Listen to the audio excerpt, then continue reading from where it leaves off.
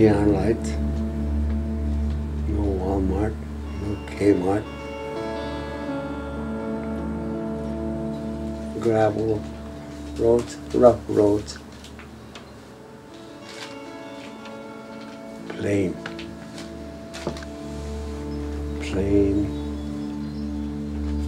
way of life.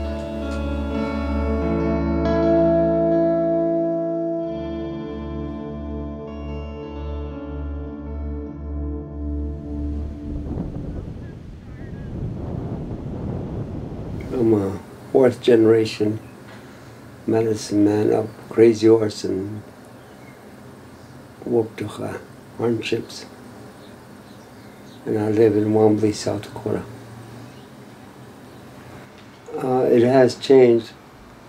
Some things for better and some things for worse. We have cars now, automobiles, where before we had to walk or ride a horse. Our problem is gas. How to get gas, where to get gas, how to buy gas. Gotta have money. And most of us are educated in a spiritual way of life, living a natural life, rather than to get your education and buy your fuel. I know of medicine, not drugs. I clean up the people's bodies from the inside out by using the 4 elements: fire, water, earth, and air. We can live without money and natural gas. We will still live. We'll have a hard time, but not as hard as what we're having right now. A lot of deaths. Alcohol is not good at all. It's bad enough we have to take medicine, drugs, but it's worse when people have to die because of alcohol. More counseling, because the elders are dying away fast, and they're dying with their knowledge. So we need counseling with the children and the teenagers. If they do things from the heart, it would be different and better. But if they do things from the mind, we could be very sorry, because the mind changes periodically. The mind changes all the time. It's like dreaming. Fast forward. Don't know where to get off.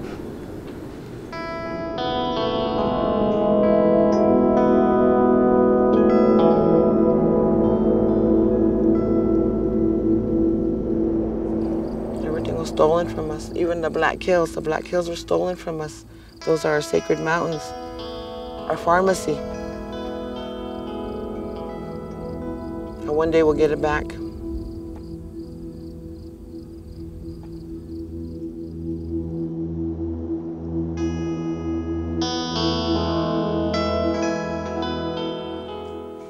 I'm a lifelong resident of Wounded Knee, South Dakota. My great-great-grandparents were eyewitnesses to the massacre. They saw what the soldiers did to the people. And after the massacre, our grandfather offered his land for the burial, and his name is Fire Lightning. And this is the Wounded Knee Cemetery. The famous mass grave is on the end here. Our grandfather and grandmother's stories were never told. After the massacre, the Akichita, the warriors went out all around Wounded Knee, and all the bodies they found, people who bled to death from their wounds or froze, you know, they buried them where they found them. And so there's a lot of unmarked graves. All the tribes from the east to us, you know, we fought for our lands. They fought for their ways, you know, all the tribes who were totally annihilated, a lot of them, and they were pushed further, you know, westward. And they put us in the desert, they put us in the Badlands where they think we won't live, but we're Earth people, so we survive.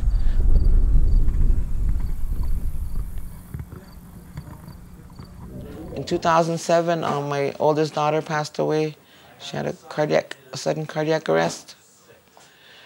And she left 5 children, so after that I stayed down here with them, helped them get this house, and I let them live here, and I live out in the country in their old house. That was their old trailer house. And this is a renovated house, and it's all full of black mold.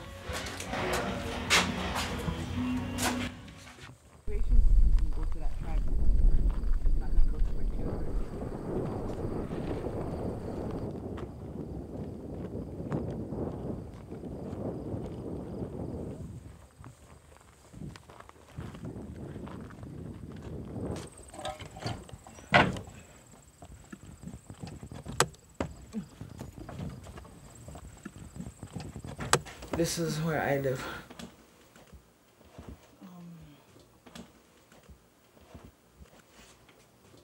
There's 14 of us live here. Me and it's my children and their children. This was my room. I slept on the floor on this mattress with my grandkids. But they brought me this bed, so now we have a bed to fight over. There are no jobs. A lot of them just, live like this again because they want to live here. This is our home. We're not lost. Our language is not lost. We're still speaking our language. Our language is a spiritual language. Without our language, we can't speak to the spirits. Our people are forgetting those ways. But a lot of us still keep our ways and learn those things and teach it to our children and grandchildren. Teach them about the treaties and what happened to us, because we can't cover it up. We have to tell them the truth.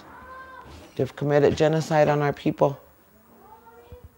Eliminated hundreds of tribes, The worst Holocaust in the history of the world happened to the indigenous people here on this continent. Our ancestors knew as Turtle Island. This continent is shaped as a turtle. Our ancestors knew that. So we are island people. This is our island. And we need Americans to acknowledge us and put us in our rightful place here in America.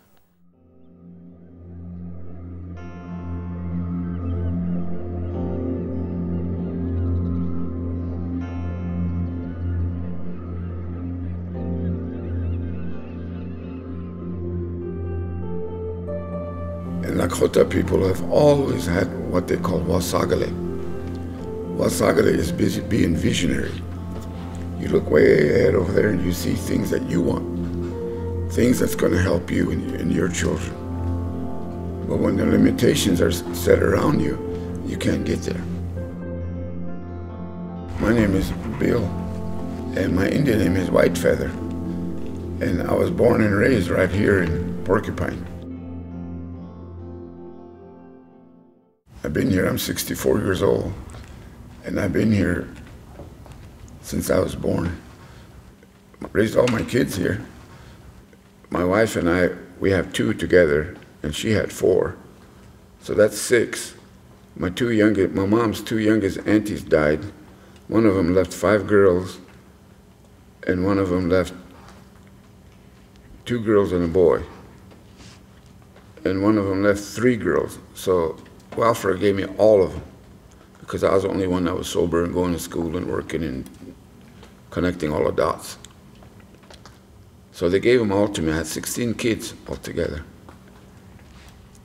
You know the igloo coolers?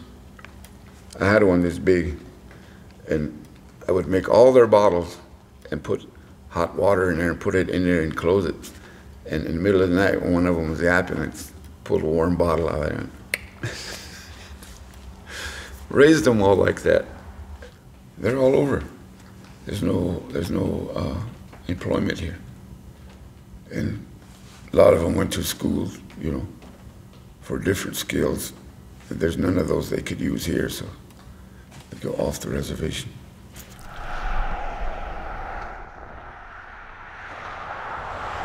You go off the reservation and you go to Baseland and Martin and that way, you see wheat fields and corn fields and sunflowers as far as you can see. Why can't they do that here? This is over 1 million acres of land that we sit on. That's a lot of land. That's a lot of land. It doesn't have to be a welfare state, which is what it is now. You go over there, you got to get food stamps. You go over there, you got to go to IHS. You go over there, you got to go to the tribe. Everything is controlled. Programs and projects that come here is earmarked. You have to spend it just this way or this way. And there's no extra money to employ these people. There's some money that's there. That's where the political appointees, it starts here and goes all the way up and comes back down. For one simple reason.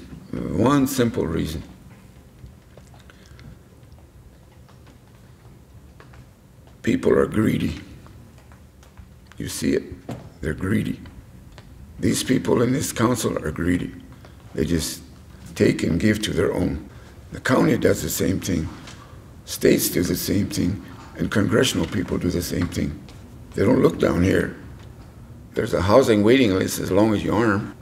And they have transportation, but they charge you. These people don't have no money.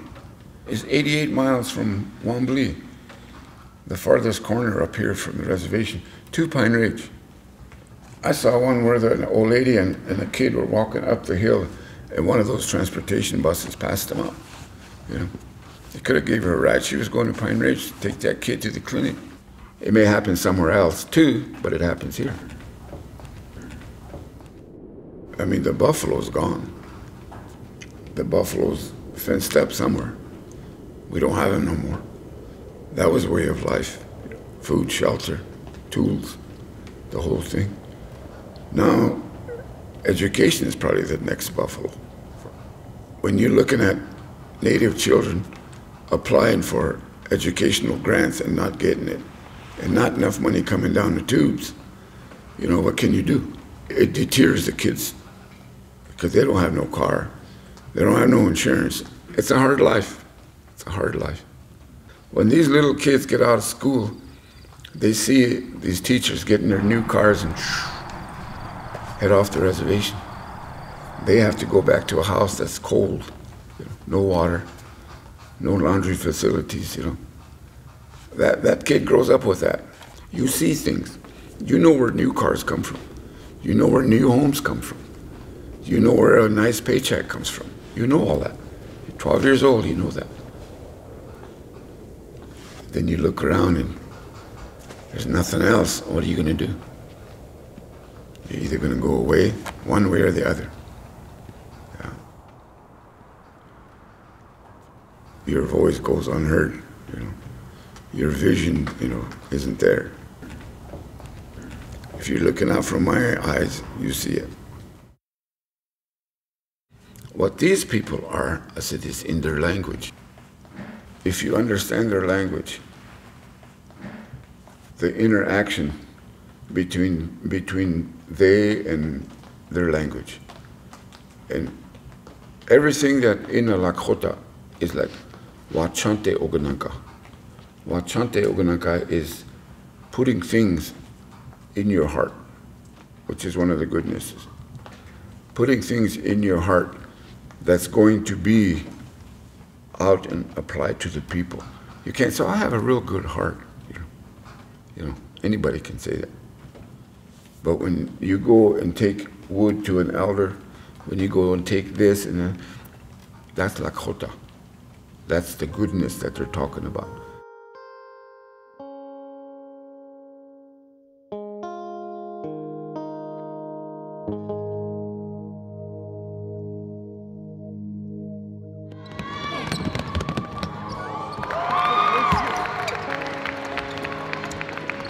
And Red Cloud with a steal. Off the glass for 2 points.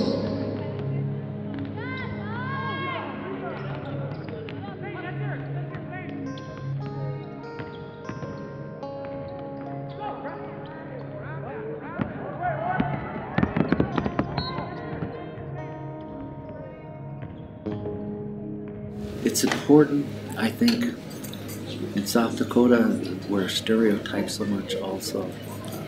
Indians can't do anything right. You can't do anything. Everything they do, it messes up. And this is one of the things with my fellow workers and the educators say, we want Al and I to be good. We want to prove to everyone that we can run a good tournament. We can do things right.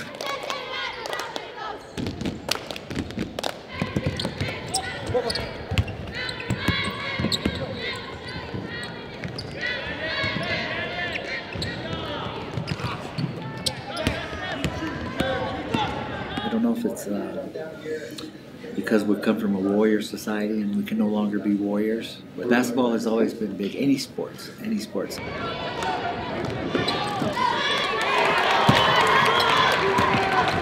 When I was coaching at Pine Ridge, it was right after Wounded Knee in the 70s, and we had the first tournament at Pine Ridge. We had it there 3 years, and it was just so big that we had to leave. You know, and this was the first year this facility was open. So we moved up here. We were the first basketball game ever here, and we've been here ever since. One of the problems when I first started the state, we were limited to $15 per award. So the only thing we give was a little medal.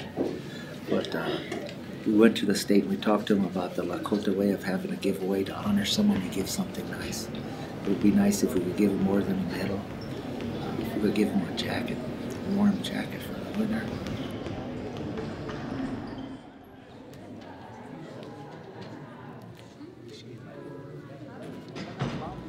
And as an educator, I understood that, you know, we need to get other people involved. So we start having a knowledgeable academic contests, getting them involved in it. I'm a traditional dancer, so I attend a lot of powwows. And I've sponsored our dance club at our school, go to powwows and things. So that's going, so we're getting a number of students involved in that.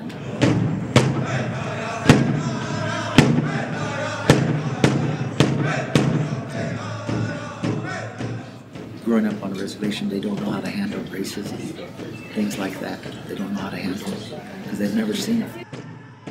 But we've always worked on the reconciliation. It's amazing how the relationships that a lot of our Indian kids have now with non-Indian kids. You know? So when you see a lot of non-Indians that played in this tournament come back every year to watch the games and see old friends that they played against.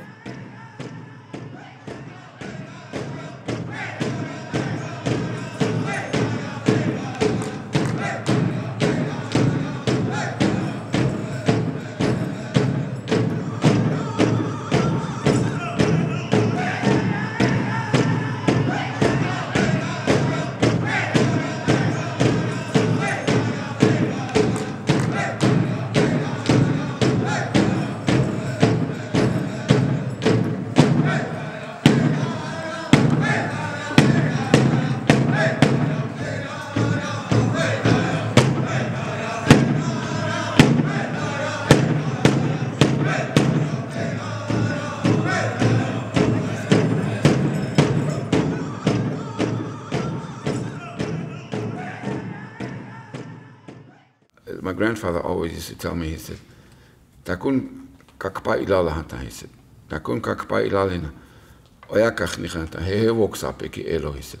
In life. Means, he said, if you experience something, he said, that's education.